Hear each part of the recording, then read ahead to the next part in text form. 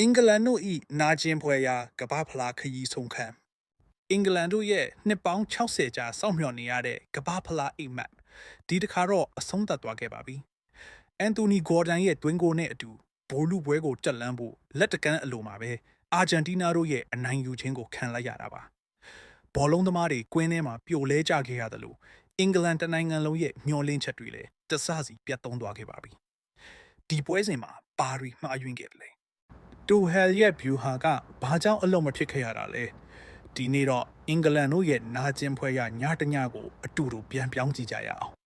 ပွဲချိန်တစ်လျှောက်လုံးအင်္ဂလန်တို့ဟာတိတ်ကိုတတိထားကစားခဲ့ကြပါတယ်ဂေါ်ဒွန်ရဲ့တွင်းကိုနဲ့အတူအင်္ဂလန်ပရိသတ်တွေဘိုလ်လူပွဲကိုမြင်ရောက်နေချိန်မှာပဲအာဂျင်တီးနားတို့ကသူတို့ရဲ့ချန်ပီယံစိတ်သက်ကိုပြသလာခဲ့ပါတယ်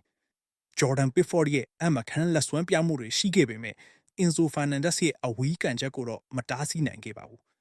အဓိကအချက်ကတော့အင်္ဂလန်တို့ဘောလုံးကိုအပိုင်မကင်နိုင်တော့ပဲနောက်ဆုတ်ပြီးခုခံဖို့ကြိုးစားခဲ့တာပါပဲဒါဟာပြိုင်ဘက်ကိုအခွင့်အရေးပေးလိုက်တယ်လို့ပါပဲဒီပွဲရဲ့အရေးကြီးဆုံးအမှားကတော့နီးပြတူဟယ်ရဲ့အပြောင်းလဲတွေပါ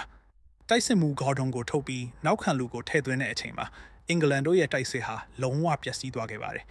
အဲ့ဒီအချိန်မှာပွဲကပြီးဖို့28မိနစ်တောင်လိုပါသေးတယ်ဒန်ဘန်ကိုခေါ်ထုတ်ပြီးခံစစ်ကိုပဲအဓိကထားလိုက်တဲ့အခါအာဂျင်တီးနားအတွက်တော့လမ်းပွင့်သွားခဲ့ပါတယ်အထူးသဖြင့်လီယိုနယ်မက်ဆီကိုဖိအားပေးဖို့လုံလောက်တဲ့လူအင်အားမသုံးနိုင်ခဲ့တာဟာအင်္ဂလန်တို့အတွက်တကယ်ကိုကြာရှုံးမှုပါပဲအာဂျင်တီးနားတို့ကတော့အရှုံးမပေးတတ်တဲ့အသင်းမှာပွဲပြီးခါနီးအထိတိုက်စစ်ဆင်သွားတာကိုကြည့်ရင်သူတို့ဟာဒီဖလားကိုရယူဖို့ဘလောက်တောင်စိတ်အားထက်ပန်နေသလဲဆိုတာမြင်နိုင်ပါတယ်မက်ဆီရဲ့ဖန်တီးမှုလော်တာရိုမာတီနက်စ်ရဲ့နောက်ဆုံးမိနစ်သွင်းကိုဒါရီအားလုံးကအင်္ဂလန်တို့ရဲ့ခံစစ်ကိုရိုက်ချိုးသွားခဲ့တာပါ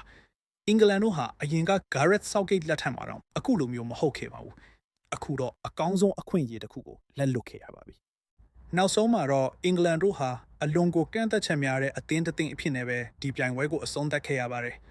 လာမယ့်နှစ်ပေါင်း60ကြာသည့်အထိဒီနာကျင်မှုကိုသူတို့မှတ်မိနေအောင်ပါအင်္ဂလန်တို့ရဲ့ဘောလုံးသမိုင်းမှာဒီညဟာအမှောင်မိုက်ဆုံးညတညဖြစ်ခဲ့ပါပြီတင်ရောနီးပြတူချယ်ရဲ့ဒီဗျူဟာကိုဘယ်လိုမြင်လဲအင်္ဂလန်တို့နောက်တစ်ချိန်မှာရောဒီလိုအမှားတွေပြန်လုပ်အောင်မလားကိုမန်မှာရေးသားသွားကြပါဦးအားပေးတဲ့သူအားလုံးကျေးဇူးတင်ပါတယ်